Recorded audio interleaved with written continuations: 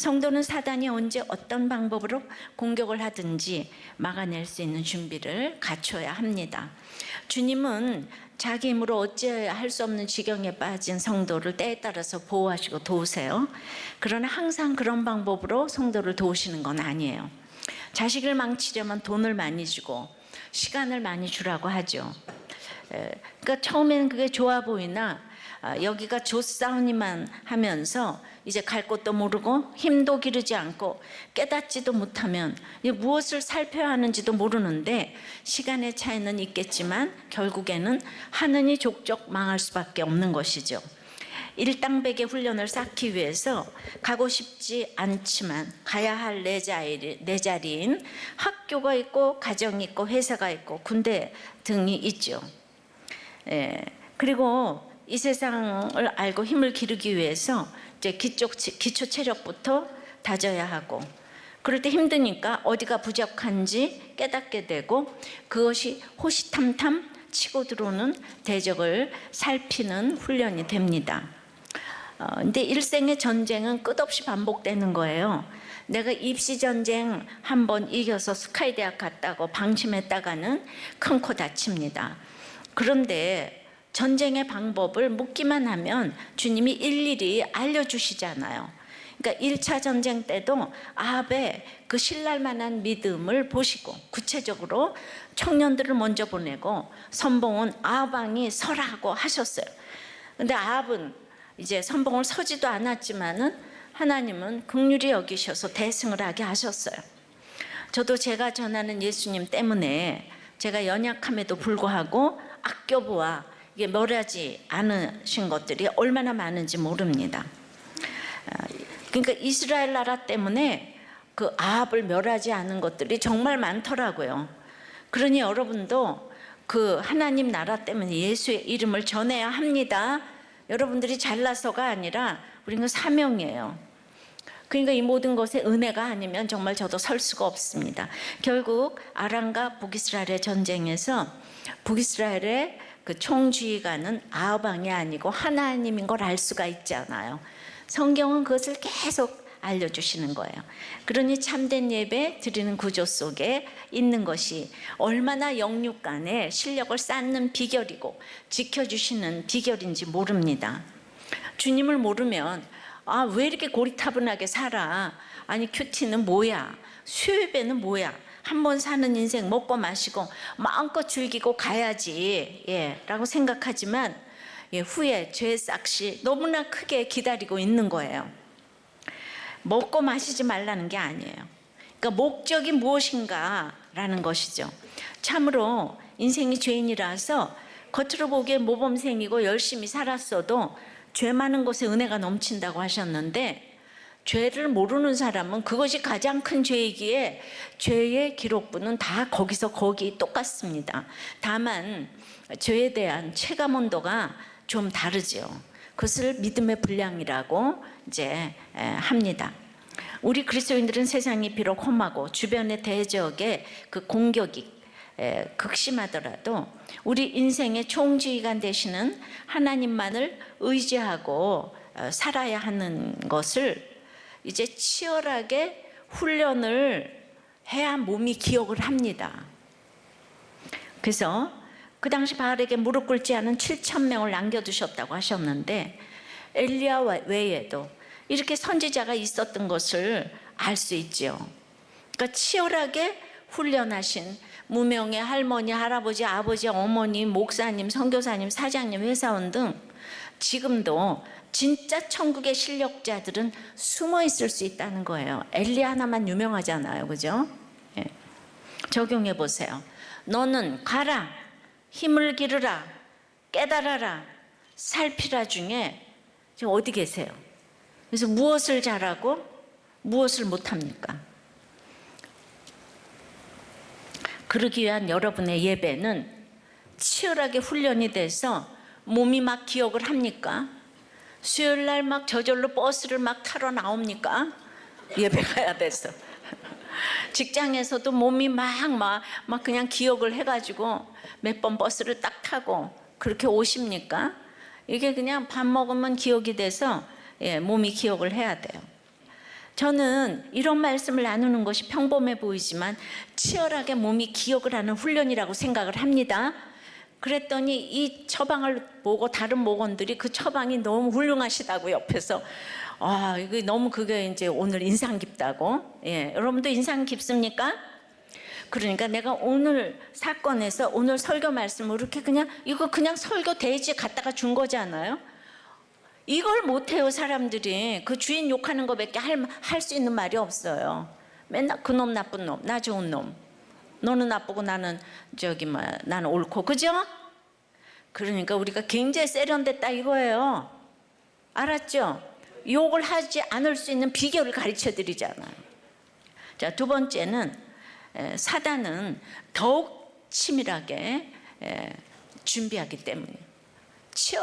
치밀하게 준비하기 때문에. 자, 그래서 그 23절서부터 7절까지는 그 왜 전쟁에 졌나 패인을 분석하는 내용인데요. 23절에 아람 왕의 신하들이와 함께 아뢰되 그들의 신은 산의 신이므로 그들이 우리보다 강하였거니와 우리가 만일 평지에서 그들과 싸우면 반드시 그들보다 강할지라. 또 왕은 이 일을 행할지니 행하실지니 곧 32명의 왕들을 제하여 각각 그곳에서 떠나게 하고 그들 대신에 총독들을 두시고, 이러면서 이제 쫙 얘기를 합니다. 그러니까 아람 왕과 그 신복들은 패인을 분석하고 2차 침략의 전략을 짜는 내용이 이제 나오는데, 먼저 그들은 하나님을 산의 신으로 단정을 했어요. 이제 그럴 수 있죠. 하나님이 신의 산에서 언약을 맺었고 산당에서 제사 드렸고, 특히 가장 최근에는 850명의 바알 선지자를 죽였기 때문에 안 믿는 그들은 미신적이고 당연히 기복적이기 때문에 산의 신이라고 생각을 하는 거죠. 일본 인구가 1억 2천인데요 신이 1억 2천 개보다 더 많대요. 예, 그래서 고양이 신도 있대요.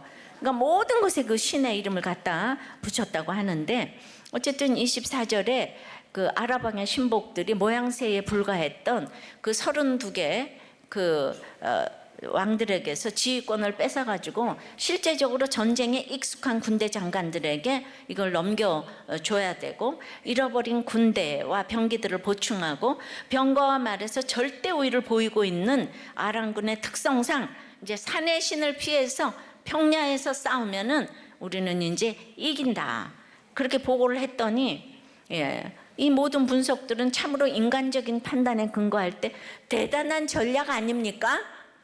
베나닷은 이를 그대로 받아들여 가지고 2차 침공을 수행했지요. 여기에 비해 이스라엘은 그냥 초라하기 짝이 없는 두 무리의 적은 염소떼와 같았다고 지금 이렇게 나오고 있습니다. 아람이 이 모든 전략을 가지고 그 땅에 가득한 사람으로, 사람도 동원을 잘해요. 전쟁에 임하는 것은 믿는 우리도 해야 할 일이고 배워야 할 일이에요. 이 땅에서 괜히 인류가 되는 게 아닙니다. 그러나 마지막 결론이 중요하잖아요. 그들에게 한 가지 없는 것이 있는데 하나님이 없네요. 하나님 없는 자의 말, 하나님을 제한하는 이 말에 그 전략을 가지고 임했잖아요.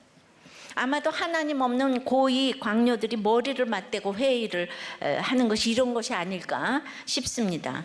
그러니 내가 이기고자 하나 하나님을 알지 못하는 삶은 첫 단추부터 헛된 노력의 그 연속일 뿐이라는 걸 알 수 있어야 합니다. 이러한 이들의 확신은 산들의 신이 아닌 무소부지하시며 전지전능하신 여호와 하나님의 섭리와 능력을 모르기 때문입니다. 28절입니다. 그때에 하나님의 사람이 이스라엘 왕에게 나와 말하여 이르되 여호와의 말씀에 아람 사람이 말하기를 여호와는 산의 신이요 골짜기의 신은 아니라 하는도다. 그러므로 내가 이 큰 군대를 다 내 손에 넘기리니 너희는 내가 여호와인 줄을 알리라 하셨나이다 아니라. 1차 전투에서 승리를 예언하고 전략을 알려주었던 바로 그 선지자가 그때에, 그러니까 이제 아람이 다 이겼다고 생각할 그때에 여호와의 말씀으로 큰 군대를 다 내 손에 붙이리니 하고 이제 약속을 주십니다. 하나님은요, 하나님을 대적하는 모든 계획과 말과 숨소리까지 다 들으십니다. 그래서 바로 그때에, 그때에 하나님께서는 이스라엘이 직면한 국가적 위기 상황에서 또다시 하나님의 능력을 보이심으로 북이스라엘로 회개하고 당신께 돌아올 수 있는 기회를 다시 베푸시겠다는 거예요. 하나님의 능력을 보이시는 것은 항상 내가 회개하기 위해서, 하나님께 돌아오게 하기 위해서. 근데 사람들은 능력을 보이면 다 세상으로 가잖아요, 그죠? 능력을 보이면 하는 일이 하나님을 떠나는 거예요. 그러니까 이제 이거를 가르치셔야 되는 거예요, 하나님은. 여러분, 아합이 무엇이 이쁘다고 이렇게 은혜를 베푸시는 것입니까? 회개하라고 은혜를 베푸시는데, 회개는 정말 은혜 말고는 답이 없는 것 같아요. 이 얘기는 옳고 그름으로 해석되는 얘기가 아니에요. 이 공로로, 아합의 공로가 뭐가 있어요? 공로도 아니에요. 오직 이스라엘 나라를 위해서, 하나님 나라를 위해서 지금 아합을 지켜주시잖아요. 드디어 이제 이 전략을 가지고 전쟁이 시작됩니다. 29절이에요. 진영이 서로 대치한 지 7일이라 일곱째 날에 접전하여 이스라엘 자손이 하루에 아람 보병 10만 명을 죽이며, 죽임에 하나님께서 이기게 하신다고 했지만, 그럼에도 또 7일 동안 기다리게 하시잖아요. 숨 막히는 순간이었을 거예요. 그러니까 끝까지 기다리게 하시고 참게 하시고, 그리고 이제 하루 만에 승리하게 하시는 그 여리고의 전쟁과 비슷하게 아벡 성벽이 무너졌어요. 여기서 보면은 아랍 군대는 지금 최선을 다해서 전략대로 신중하게 행동을 했어요. 정말 인천 상륙작전의 메가더 장군처럼. 그렇지만은 그거는 완전히 조류와 밀물과 썰물과 이런 거를 통해서 하나님이 하게 하셨지, 그 메가더가 잘나서가 아니거든요. 이 전쟁에서 이렇게 아람이 완벽한 전략을 짰는데, 이 전쟁에서 이스라엘군이 승리한 것은 오직 하나님 역사 때문이라는 것을 또 보여주시잖아요, 그죠? 성경은 그냥 이 연속이에요. 하나님만이 하셨다. 근데 30절에 그 남은 자는 아벡으로 도망하여 성읍으로 들어갔더니 그 성벽이 그 남은 자 2만 7천 명 위에 무너지고, 베나닷은 도망하여 성읍에 이르러 골방으로 들어가니라. 여기서 중요한 것, 이 베나닷이 성벽이 무너지는 와중에도 10만 명이 죽은 와중에도 또 살아남았대요. 그러니까 무조건 사로잡아야 할 사단의 괴수가 얼마나 끈질긴가를 보여주는 거죠. 그 전투할 때 한 사람 죽이는 거, 한 사람 살리는 거, 한 사람 아담이 범죄해서 우리 다 범죄가 들었고, 한 사람 예수 그리스도가 순종해서 우리가 다 의의 자녀가 되었잖아요. 항상 한 사람이 중요해요. 그러니까 이 베나닷은 아합의 힘으로는 도저히 상대가 안 되는 괴수예요. 그러니까 지금 그냥 살아나자마자 다시 이스라엘을 잡을 방책이 연구가 됩니다. 자, 적용해 보세요. 지금 당하는 사건에서 여러분의 전략은 하나님의 지혜입니까? 인간적인 책략입니까? 하나님의 지혜로 이 사건을 생각하기 위해서 인간적인 꾀를 계속 내고, 이거 그냥 군병을 갖다가 쏟아붓고 뭐하고 말과 이거를 해가지고 이럽니까? 저 세 번째는 그대로 당하는 거는 공의와 그릇된 긍휼을 분별하지 못하기 때문이에요. 공의와 그릇된 긍휼, 분별하지 못합니다. 31절부터입니다. 그의 신하들이 그에게 말하되 우리가 들은즉 이스라엘 집의 왕들은 인자한 왕이라 하니, 만일 우리가 굵은 배로 허리를 동이고 테두리를 머리에 쓰고 이스라엘의 왕에게로 나아가면 그가 혹시 왕의 생명을 살리리다 하고, 그들이 굵은 배로 허리를 동이고 테두리를 머리에 쓰고 이스라엘 왕에게 이르러 이르되, 왕의 종 베나닷이 청하기를 내 생명을 살려주옵소서 하더이다.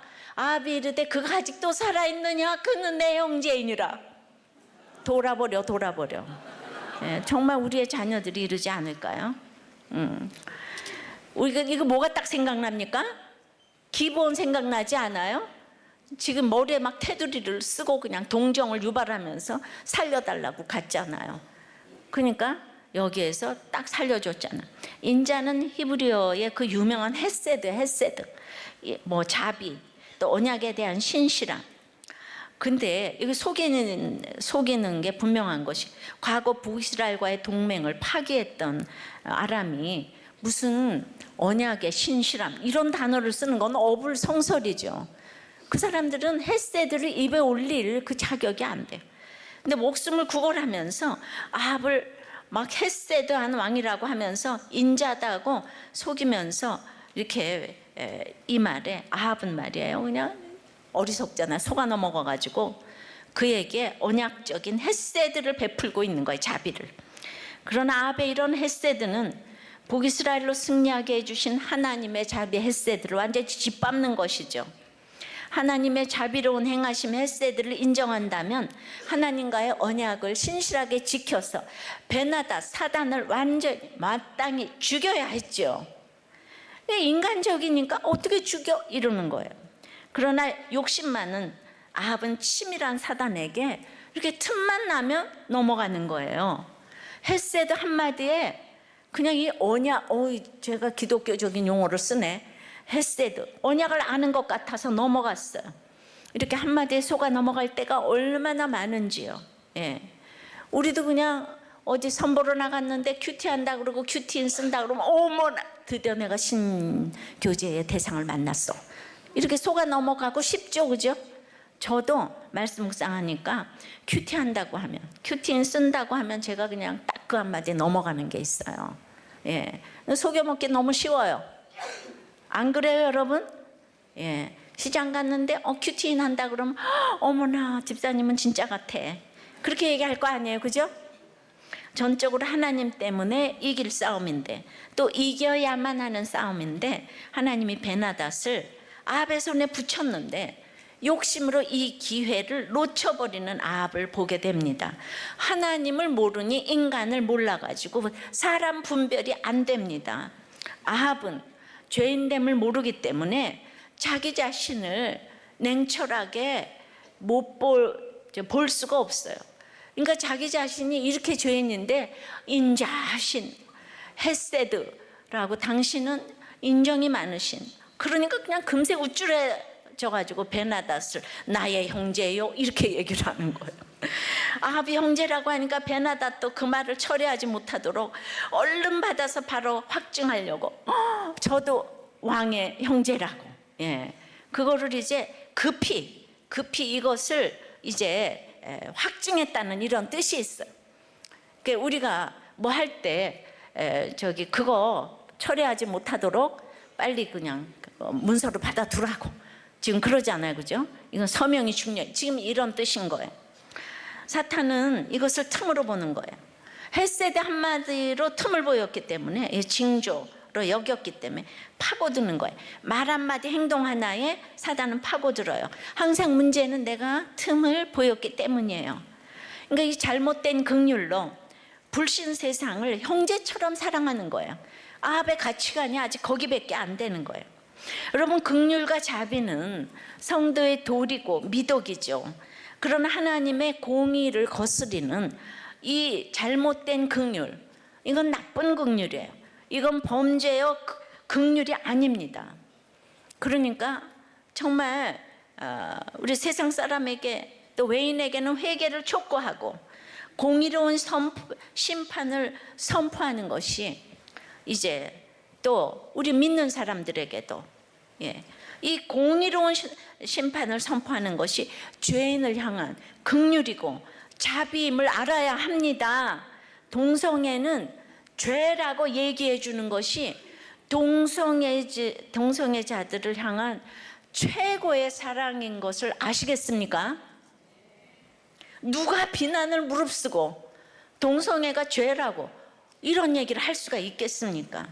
창세기 소돔 고모라에서 거기 얼마나 수많은 죄 때문에 망했어요. 그런 죄인 집단이 있겠지만은 오직 동성애자들만 합세해서 난동을 부리잖아요.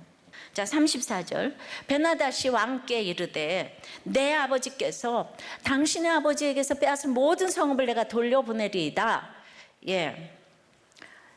또 내 아버지께서 사마리아에서 만든 것 같이 당신도 다메섹에서 당신을 위하여 거리를 만드소서. 아합이 이르되 내가 이 조약으로 인해 당신을 놓으리라 하고 이에 더불어 조약을 맺고 그를 놓았더라. 이제 이전에 베나닷 1세가 사마리아가 자기를 위하여 거리를 만든 것처럼 아합도 아람의 다메섹 거리에 아합 거리를 만들어 주겠다고. 그러니까 이게 어떤 무역에 대한 협정을 지금 얘기를 하는 거죠. 32개국 그 연합에 총 두목 이렇게 나오니까 아합이, 어리석은 아합이 얼마나 속기가 쉬웠겠어요. 그러니까 자기 자신을 아는 것이 제일 어려운 것인데, 겸손해야 자기 자신을 아는데, 이게 겸손한 것이 또 인간의 마음대로 되는 거 아니죠. 그릇된 긍휼은 하나님께 묻지 않을 때 나오는 거예요. 그러니까 조금이라도 전쟁에서 지는 것 같으면 묻다가 이기기만 하면은 자기 생각이 나오는 거예요, 아합한테. 그러니까 여러분들한테 잘 사는 게 꼭 축복이 아닌 거예요. 힘들 때는 와서 공동체에 나오다가 조금 되면은 안 나오는 거예요. 예. 그래서 이렇게 이긴 것 같으니까 자기 마음대로 생각해서 교만하게 조약을 맺고 놓아준 거죠. 하나님께서 이스라엘과 맺으신 언약을 기억하사 불쌍히 여기시고 당신의 선지자를 보내서 구원의 메시지를 전하시고 말씀 그대로 승리하게 하셨어요. 그런데 바로 아합은 하나님 나라의 전쟁 규칙에 따라 마땅히 죽여야 할 사단의 왕 베나닷과 오히려 언약을 맺고 그를 살려보내줌으로써 하나님과의 언약을 정면으로 깨트렸음을 보이는 거예요. 이거는 막대한 지금 경제적인 이권, 그게 얼마 가지도 않는 건데 이권과 관련이 되어서 주의 언약을 세상 재물과 바꿨어요. 그러니까 이런 세상은요, 그러니까 이 동성애를 죄다 이런 거 이해하지 못하는 일이기 때문에 지옥을 경험한 우리는 지옥까지 말고 같이 천국까지 하고 지금 물 건너 생명줄을 던지고 있는 거예요. 그러니까 13절, 22절, 28절의 선지자가 아합에게 분명히 하나님의 말씀과 약속을 주신 것은 모두가 다 아는 것인데요, 아합이 베나닷과 약조한 것은 결국 어리석은 아합이 하나님을 만홀히 여기고 묻지 않고 행했기 때문에 이거는 선한 마음이 아니라 그냥 허영에서 나온 자기 욕심으로 놓아준 악함인 거예요. 하나님의 말씀은 모두가 이해하도록 주어지는 건 아니에요. 또 이해 못한다고 지키지 말라는 것도 아니에요. 아합 역시 베나닷에 대한 자신의 계산과 외교적 이해득실과 관계없이 아람의 군대를 자신의 손에 붙이신 하나님의 뜻에 따라 그를 마땅히 죽였어야 하는 거예요. 사실 세상에서 보면 아합의 모습은 신랄 같지만 하나님께 묻기도 하고 융통성을 발휘한 것처럼 보이기도 해요. 그리고 패배한 적에게는 자비를 지금 베푸는 관대한 또 왕으로 보이잖아요, 그죠? 세상은 이렇게 생각하는 거예요. 근데 이걸 구속사로 안 깨달아지면 그 아합 같은 지도자가 얼마나 우리를 힘 빠지게 하는지 몰라요. 우리들 교회는 동성애에 대한 열매가 있어요. 그래서 우리들 교회야말로 동성애자들에 대한 차별이 없어요. 그래서 동성애가 안 끊어져도 아무도 안 나가고 있습니다. 목장도 가고 다 똑같은 죄인으로 지체가 되고 있습니다. 동성애 지체들을 사랑합니다. 그러니까 다 오시기 바래요. 다 같이 천국까지 하고요. 이건 정말 지극한 사랑이라고 생각합니다. 적용해 보세요. 여러분은 공의와 그릇된 긍휼을 구별하십니까? 자기 죄가 안 보이는 사람은 이거 구별하지 못해요. 네 번째는 그대로 당하는 것은 스스로 결정한 것입니다. 그러니까 이제 별 방법을 다 쓰는 엄마처럼 하나님은 아합이 하도 말을 안 들으니까 행위 예언으로 아합을 또 촉구합니다. 35절서부터 37절까지 보면 선지자의 무리 중 한 사람이 여호와의 말씀을 그의 친구에게 이르되 너는 나를 치라 하였더니 그 사람이 치기를 싫어하는지라 그가 그 사람에게 이르되 네가 여호와의 말씀을 듣지 아니하였으니 네가 나를 떠나갈 때 사자가 너를 죽이리라. 그 사람이 그의 곁을 떠나가더니 사자가 그를 만나 죽였더라. 그가 또 다른 사람을 만나 이르되 너는 나를 치라 하며 그 사람이 그를 치되 상하도록 친지라. 이런 웃기는 얘기가 어디 있어요? 친구 보고 자기를 치라 그러니까 친구가 자기를 치지 않아서 죽었대요. 사자가 물어 죽였대요. 다른 친구는 치라 그랬더니 상하도록 쳤대요. 우리가 세상적으로 말하면 누가 더 좋은 친구예요? 넌 날 때려. 그랬을 때 내가 널 어떻게 때려? 이런 친구가 좋은 친구예요? 상하도록 피가 나도록 때리는 친구가 좋은 친구예요. 그러니까 우리가 이게 이해가 안 되는 거죠. 인본적이면 이게 이해가 안 됩니다. 그러니까 말씀은 반드시 인간이 이해하도록 주어지는 게 아니에요. 또 무조건 가부를 선택할 수 있도록 주어지는 것도 아니에요. 그러나 나는 이해 안 돼도 하나님이 100% 오르시기 때문에 무조건 들어야 하는 것이 말씀의 명령이죠. 근데 우리가 못 듣는 거는 세상과 죄악과의 타협 때문에 이해가 안 되는 거예요. 인본적이 아니라 내가 세상을 너무 사랑하기 때문에 하나님 말씀 이해가 안 돼요. 그러므로 오늘 하나님의 말씀을 전하는 가장 힘 있는 통로는 이 선지자가 자기를 치라 그러잖아요. 그러니까 자신을 치라는 자신의 고난이에요. 이 고난이 가장 이제 말씀을 전하는 통로가 되는 거예요. 선지자는 아합이 사단의 괴수를 사로잡아야 하는데 그릇된 긍휼로 자발적으로 놓아줬기 때문에 네 목숨을 내놔야 한다는 것에 경고를 하기 위해서 막 이상한 예언까지 해가면서 대신 목숨 내놓고 지금 상처를 입었어요. 그래서 저도 제가 이런 작금의 이런 현실 때문에 입어야 할 상처가 무엇인지 생각을 해봅니다.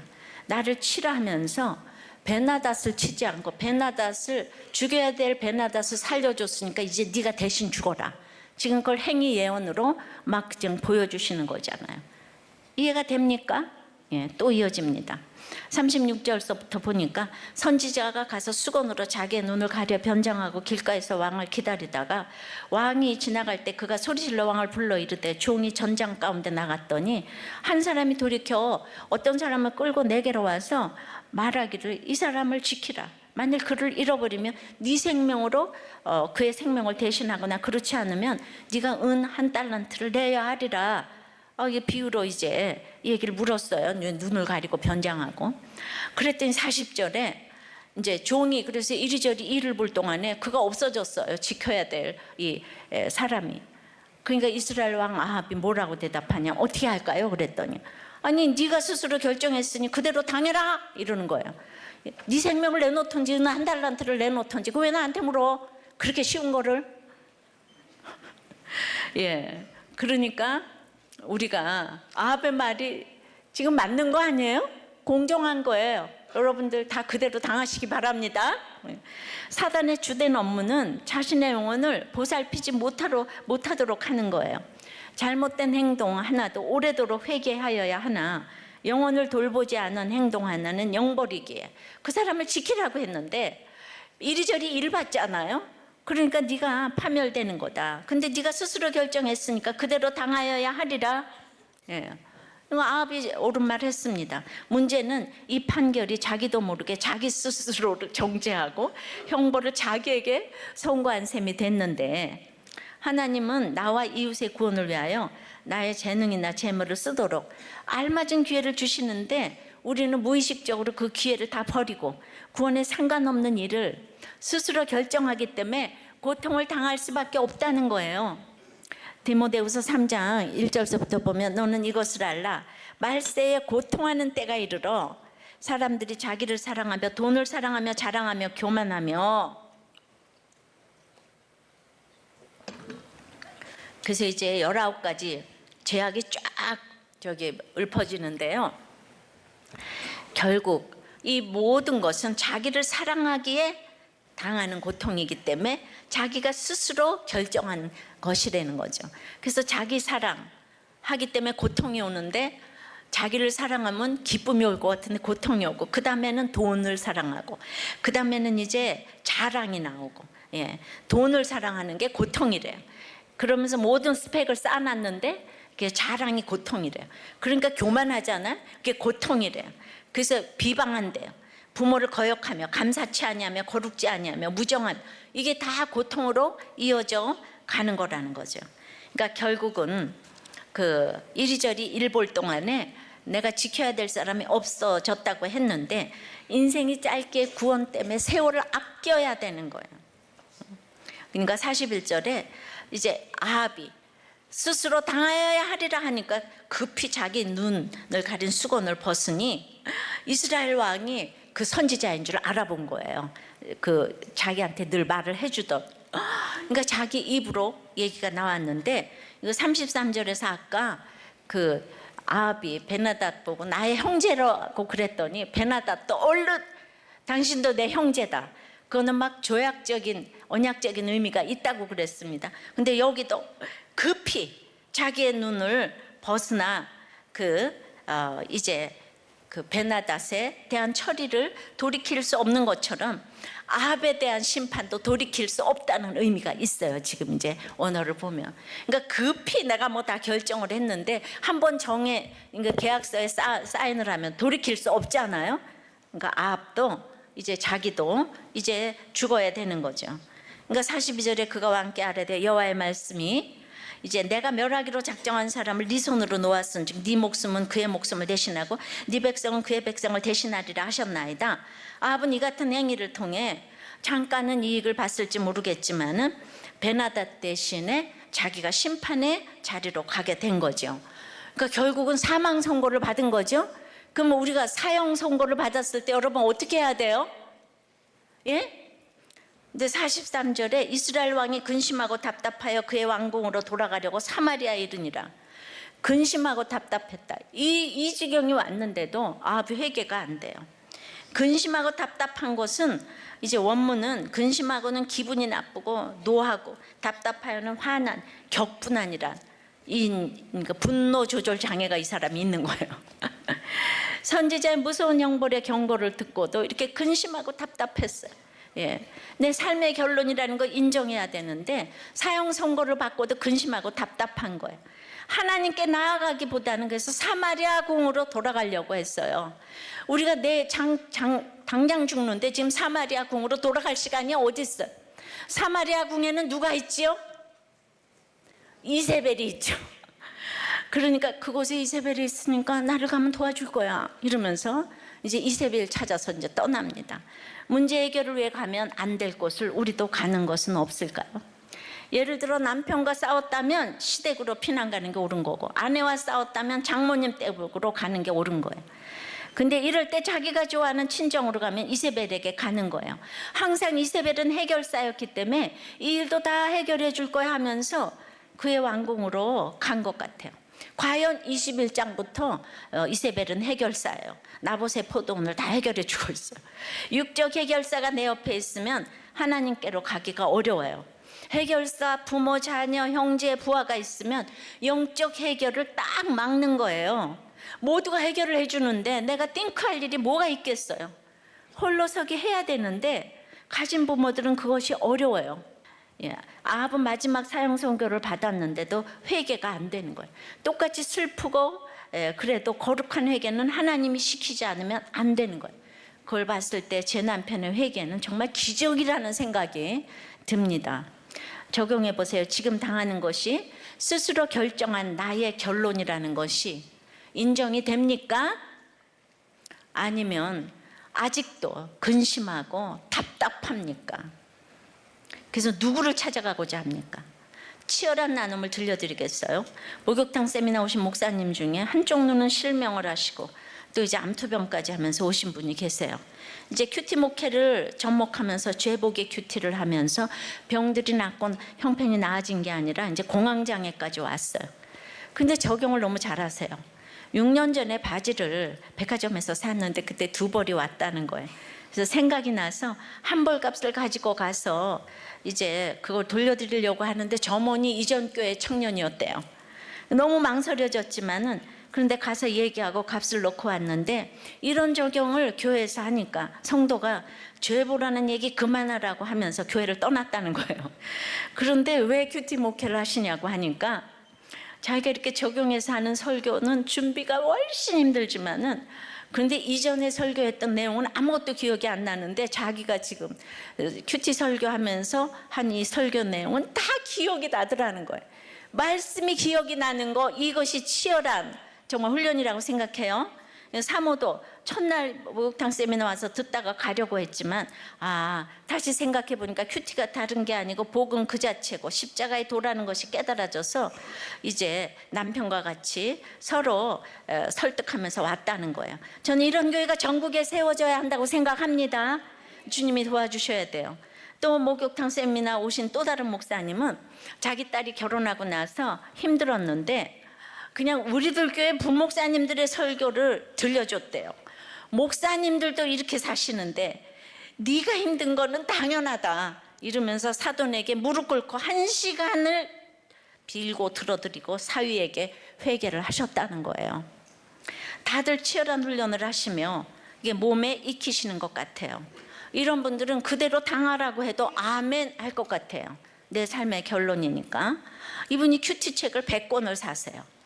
이 찌질하고도 리얼한 60명의 간증이 있기 때문에 아직 큐티는 제대로 안 되기 때문에 작년 큐티인, 청소년 큐티인, 어린이 큐티인 간증문에 집중을 하면서 2달 것을 다 읽는 분도 있대요. 어려우니까 그 간증문만 읽어도 큐티가 된대요. 근데 작년 것만도 그 청소년 것도 너무 그냥 아깝고 어린이 것도 아까워서 간증 다 사서 맨날 다 읽는다고. 이게 큐티 훈련이 된다고. 여러분 이렇게 치열한 훈련이 몸에 익지 않았기 때문에 우리가 사건이 오면 그대로 당하고 근심하고 답답해하는 것입니다. 이런 훈련을 하면 어떤 일이 와도 아합의 말은 그 진리예요. 그대로 당하시면 되는 거예요. 아멘? 말씀 맺어요.